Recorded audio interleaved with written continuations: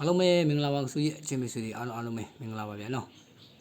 ဒါကတော့ကျွန်တော်တို့ဒါဖုန်းဆက်ပြီးတော့ကျွန်တော်ရဲ့ကိုတယောက်ပေါ့နော်ဘေးရလဲတော့မတည်ဘူးကျွန်တော်မေးတောင်မမေးလိုက်ဘူးနော်ဒီ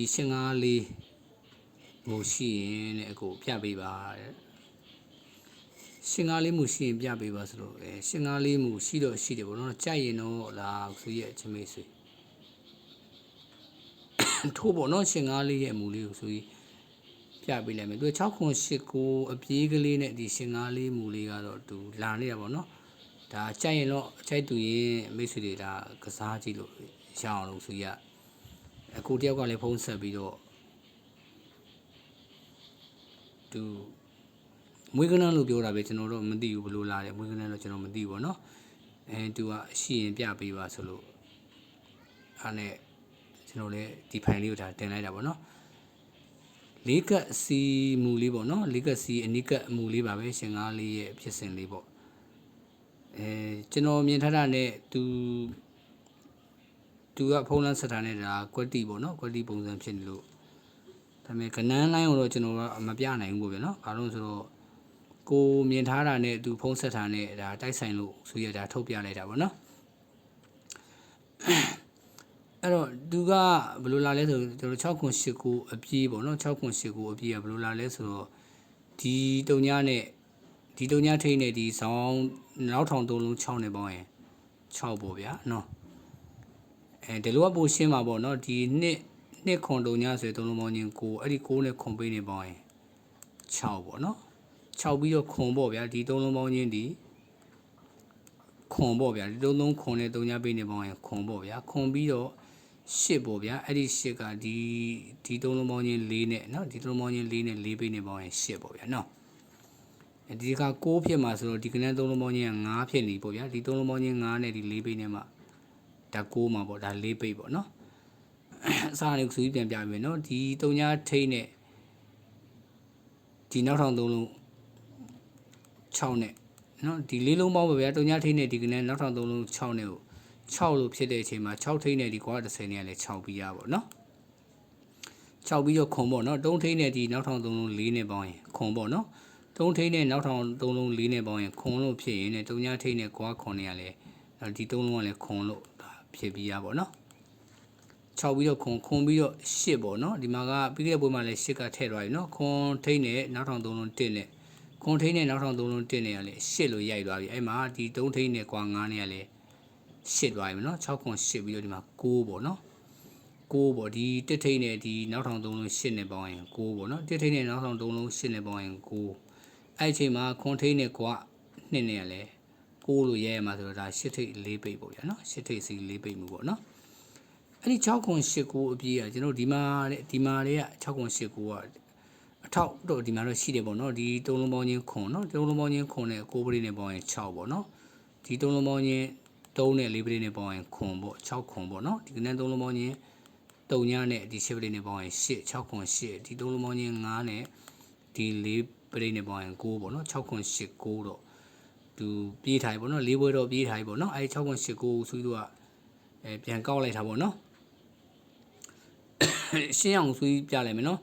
ဒီ3လုံးပေါင်းချင်းခွန်နဲ့ဒီ9ပရိနဲ့ပေါင်းရင်6ပေါ့နော်အဲ့ဒီ6ကိုတုံညာထိန်းနဲ့ဒီနောက်ထောင်3လုံး6နဲ့ပေါင်းရင်6ထိန်းနဲ့ကွာ30နဲ့ပေါင်းရင်6 3ထိန်းခွန်ပိတ်ပေါ့နော်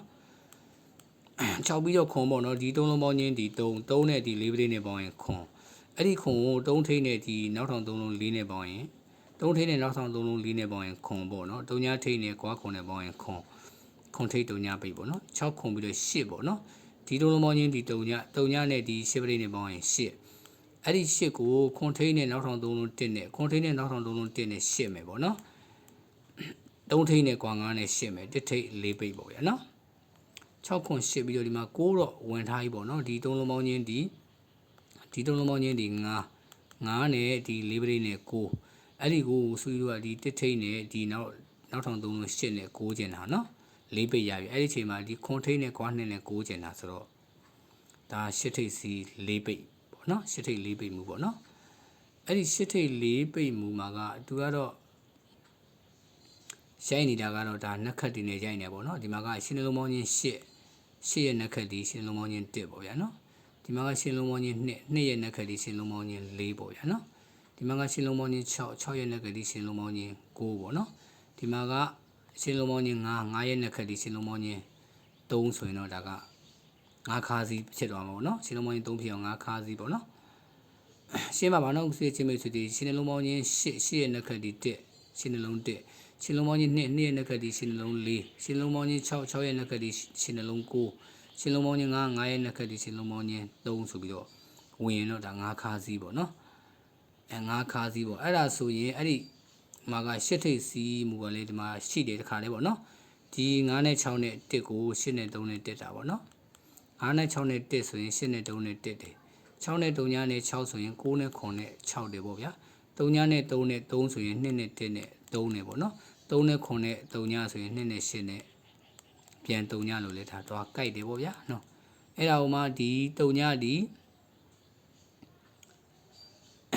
8ပေါ့နော်ဒီ8ကဒီနှလုံး8ပေါ့ဗျာနော်ဒီ8ထိပ်ကြောင့်ဒီနှလုံး8ဒီ3ညထိပ်ကြောင့်ဒီနှလုံး3ညပေါ့နော်ဒီ9ထိပ်ကြောင့်ဒီနှလုံး9ပြီးတော့ဒီ6ထိပ်ကြောင့်ဒီနှလုံး6လို့လေဝင်လို့ရရပေါ့နော်ရှင်းမအောင်ဆွေးချင်မယ်ဆိုနော်ဒီ8ထိပ်ကြောင့်နဲ့3ညထိပ်နဲ့ခါနဲ့8ခါနဲ့8တယ်နော်ဒီ3ညထိပ်ကြောင့်နဲ့3ထိပ်နဲ့9ခါနဲ့3ညတယ်နော်ဒီ9ထိပ်ကြောင့်ဒီ9ထိပ်နဲ့8ခါနဲ့9တယ်ပေါ့နော်ဒီ6ထိပ်ကြောင့်ဒီ1ထိပ်နဲ့9ပိတ်နဲ့sorry 1ထိပ်နဲ့9ခါနဲ့8ထားနေလေဒါတွားပြီးတော့အကိုက်နေတဲ့ဒီ854ပေါ့နော်854ကိုဒါဖုံးဆက်ပြီးတော့ပြပါအောင်ပြောတဲ့ကျွန်တော်ရဲ့ချစ်မိတ်ဆွေဒါဒီဗီဒီယိုဖိုင်ကိုမြင်မယ်လို့ထင်ပါတယ်နော်854မူဒါကျွန်တော်တွေ့လို့လည်းပြနိုင်တယ်ဗျာမတွေ့ရင်လည်းကျွန်တော်မပြနိုင်ပါဘူးနော်ခဏနိုင်အောင်တော့ကျွန်တော်တို့ဒါမပြနိုင်ပါဘူးဘာလို့လဲဆိုတော့အဲ့လောက်ထိလေးကျွန်တော်တို့ဒါဆရာမကြပါဘူးညာနော်အဲကြောင့်ဒီ854မူကိုကြိုက်ရင်တော့ချစ်မိတ်ဆွေတွေအနေနဲ့ဒါကစားကြည့်ပေါ့နော်မကြိုက်ရင်တော့ဒါဂျိုသွားလိုက်ပေါ့နော်ဒါ854တောင်းဆိုထားတဲ့ဒါအကိုအတွက်ကျွန်တော်တင်ပေးလိုက်တာပေါ့854မူလီကက်စီဂျုံမူ6.89အပြေးလေးနဲ့ပေါ့နော်တင်ပေးလိုက်တဲ့854မူလေးကဒီ12ကြိမ်ပါပေါ့နော်ကြိုက်ရင်တော့ထည့်ပြီးတော့ထိုးလိုက်ပါနော်854မူပေါ့နော်